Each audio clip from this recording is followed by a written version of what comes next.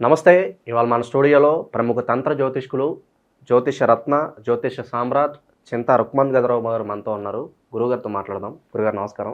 మాతృదేవోభవ, పితృదేవోభవ, ఆచార్య దేవోభవ. గురుగారు, మార్చి నెల 2025 మేషరాశి వారికి ఎలా ఉండబోతుంది గురుగారు?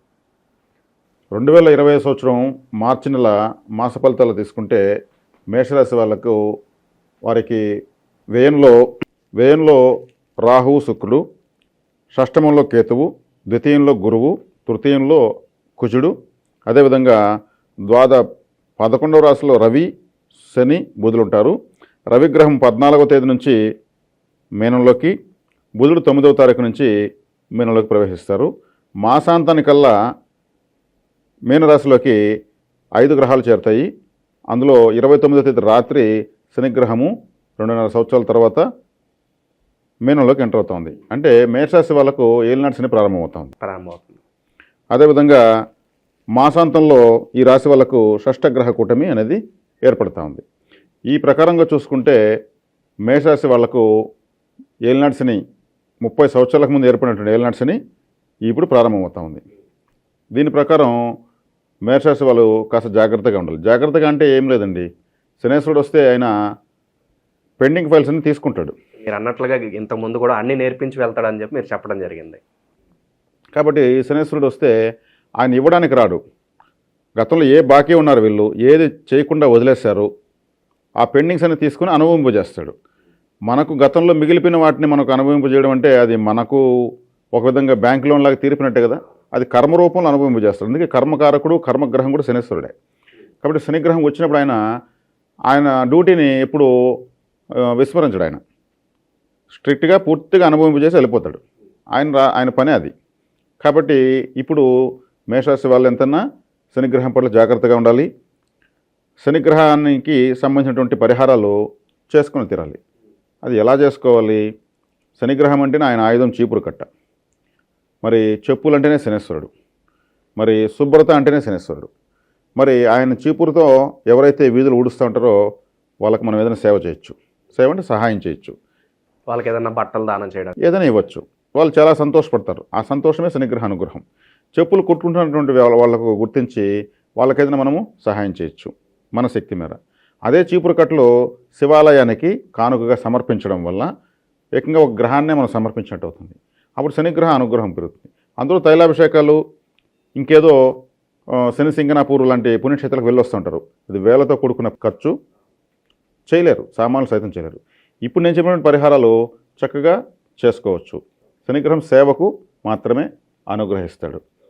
తర్వాత ఈ రాశి వాళ్లకు వ్యయంలో రాహు ఉన్నారు యథాస్థితిగా. ఇక మాసాంతానికి 5 గ్రహాలు వ్యయస్థానంలో చేరుతాయి. అంటే వ్యయము అంటే నిద్ర, మనం పడుకునే మంచం వ్యయస్థానం. అదేవిధంగా మనం ఇంకెక్కడ పనుకుంటాము? హాస్పిటల్లో పనుకుంటాం. ఇంకెక్కడ పనుకుంటాము? చివరిగా శ్మశానంలో పనుకుంటాం.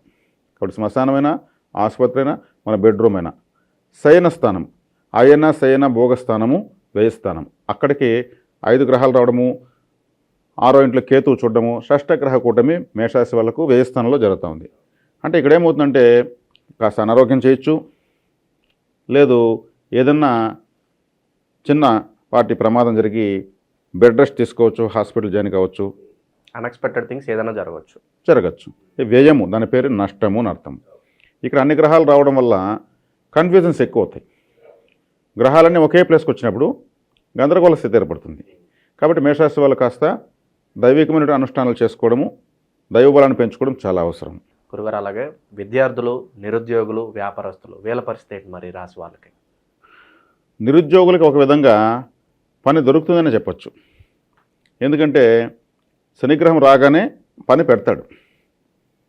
కర్మకారక గ్రహం అని మనం ఇప్పుడే అనుకున్నాం. కర్మ అంటేనే పని. ఆయన రాగానే మనకు ముందు పని పెడతాడు.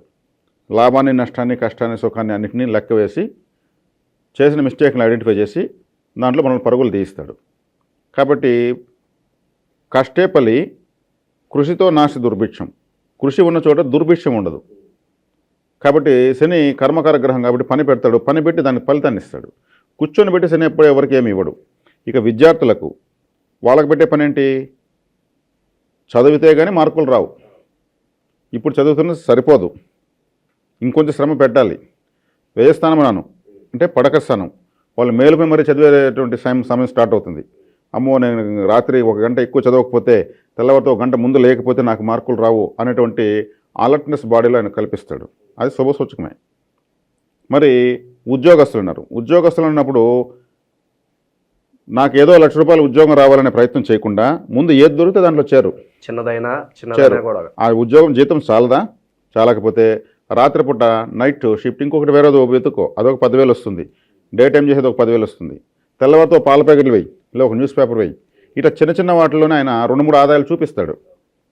వాళ్ళు గొప్ప వాళ్ళైన వాళ్ళంతమంది కూడా నేను చదువుకునేటప్పట్లో నేను ఉద్యోగం కోసము ఒకప్పట్లో ఎస్టీడీలు ఉండేవి. నైట్ టైం ఎస్టీడీలు పనిచేసేవాళ్ళు, తెల్లవారితో పేపర్ వేసేవాళ్ళు, మళ్ళీ టిఫిన్ చేసుకునేసి ఇంకో చోట ఇంకో పని చేసేవాళ్ళు. అన్ని రకాలుగా వాళ్ళు నలిగి ఒక స్థాయికి వచ్చేస్తుంటారు. కష్టం విలువ, డబ్బు విలువ, జీవితం విలువ తెలుసుకుంటారు. అది ఒక్క శనిగ్రహం మాత్రం నేర్పిస్తుంది. ఎక్కువ ఇవ్వదు, తక్కువ వేస్తుంది, కానీ తక్కువనే ఎక్కువ చేసిస్తుంది. కాబట్టి ఉద్యోగస్తులకు మీరు అన్నట్టు ఈ విధమైనటువంటి అదనపు ఆదాయాలను ఖచ్చితంగా చూపిస్తాడు. నేను కష్టం వచ్చినా ఏమైనా నేను ఇలాగానే ఉంటానన్న వాళ్ళు దారిద్ర్యానికి వెళ్ళిపోవాల్సిందే. ఏలినాటికి బలం కావాల్సిందే.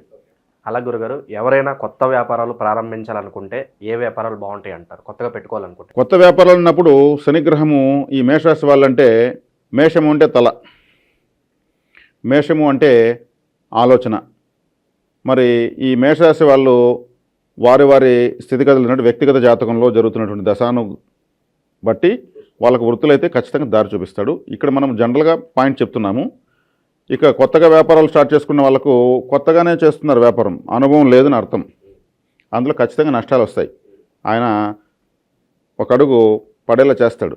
పడి ఇప్పుడు నేర్పించే గ్రహం అన్నాం కదా, కొత్తగా వ్యాపారాలు చేసేవాళ్ళు ఎక్కువ పెట్టుబడులు పెట్టకూడదని అర్థం. ఇక్కడ తక్కువ పెట్టుబడితో వాళ్ళు వృత్తి మార్గాన్ని ఎంచుకొని దాంతో పోవాలి. తొందరపడి 3 నెలలకంతా సెటిల్ అయిపోవాలని ఆలోచిస్తే కాదు.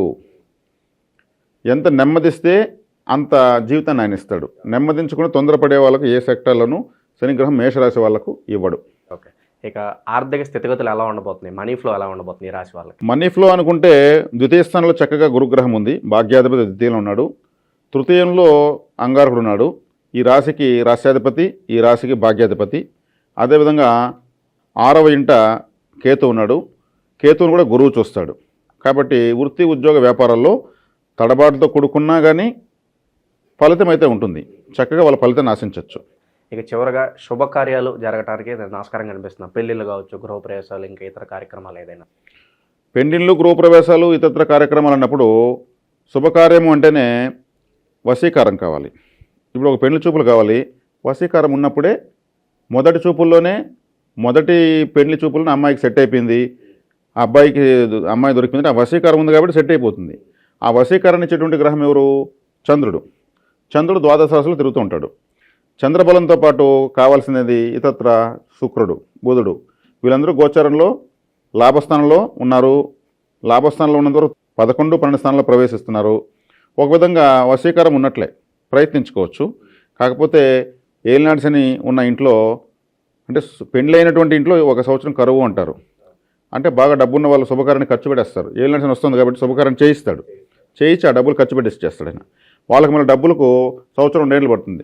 పెండ్లైన మూలుకొని మాకు ఇబ్బందులు అయిపోయినాయి, పెండ్లైన మూలుకొని ఇల్లు కట్టి మూలుకొని ఇబ్బందులు అయిపోయినాయి అంటే పెళ్ళైన కానీ నుంచి మాకు కలిసి రావట్లేదని కూడా అనుకుంటారు. ఇన్వెస్ట్మెంట్ అక్కడ అయిపోతుంది. కాబట్టి ఈయన ఏం చేస్తాడు? శుభకార్యం చేపిస్తాడు. ఆ డబ్బు అనవసరంగా వృధాగా భారీగా హుందాలకు పోయి ఖర్చు పెడితే ఎలా ఉంటుందో కూడా మళ్ళీ ఒక 2 సంవత్సరాలు చూపిస్తాడు. కాబట్టి ఈయన ఏలినాటి శనిలో చక్కగా పెండిళ్ళు అవుతాయి, ఇండ్లు కడతారు, వ్యాపారాలు చేస్తారు. అన్ని విజయాలు సాధించేది ఏలినాటి శని అని చెప్పొచ్చు. కాకపోతే అది కష్టతరంగా అనిపిస్తూ ఉంటుంది, అనుభవపూర్వకంగా ఉంటుంది. కాబట్టి శుభకార్యాలు జరుగుతాయి. సో ఇందాక మీరు శనికి సంబంధించిన కొన్ని రెమెడీస్ తెలియజేశారు మాకు. ఇంకా మెరుగైన ఫలితాలు పొందడానికి ఈ నెల వీళ్ళు ఎలాంటి రెమెడీస్ చేసుకుంటే బాగుంటుందంటారు? శనిగ్రహం యొక్క అనుగ్రహం కోసము ఇంకా సులభంగా మనం ఫలితాలు పొందాలనుకుంటే వీధి కుక్కలకు ఆహారం ఇస్తే చాలు. వీధి కుక్కలకు శనిగ్రహానికి సంబంధం ఏమిటంటే, వీధి కుక్కలు, కుక్క అనేది కాలభైరవుడు యొక్క వాహనం. ఈ భైరవుడు అనేటువంటి దేవత శనిగ్రహానికి గురువు. గురువుకు కూడా మనము సేవ చేయడం, ఆయన యొక్క వాహన సేవ చేస్తున్నాము. భైరవుడు సంతోషపడతాడు. గురువును ఎప్పుడైతే సంతోషపడడానికి కారణమైనామో శనిగ్రహం ఆటోమేటిక్గా సులభంగా అనుగ్రహిస్తుంది. అందుకు భైరవునికి అనుగ్రహం కోసం నల్లటి కుక్కను పెంచుతూ ఉంటారు, నల్లటి కుక్క ఫుడ్ ఇస్తూ ఉంటారు, శనిగ్రహం అనుగ్రహం వస్తుంది చాలామంది. కుక్కను పెంచుకుంటే ఫ్యాషన్ అవుతుంది, వీధి కుక్కలకు ఫుడ్ పెడితే పరిహారం అవుతుంది. కాబట్టి మనం పెంచుకునే కుక్కకు ఎంత పెట్టినా అది పరిహారం కాదు. వీధిలో కుక్క దాన్ని 10 కుక్కలకు పిలిచి మనం ఇవ్వగలిగింది అది తినగలిగింది పెడుతూ వస్తే శనిగ్రహ అనుగ్రహం వేగంగా వస్తుందని ఎటువంటి సందేహం లేదు. ఓకే. మార్చి నెలలో మేషరాశి వారికి ఎలాంటి ఫలితాలు ఉంటాయి, ఎలాంటి పరిష్కార మార్గాలు చేసుకోవాలి, అద్భుతంగా వివరించారు గురుగారు. ధన్యవాదాలు. ధన్యవాదాలు.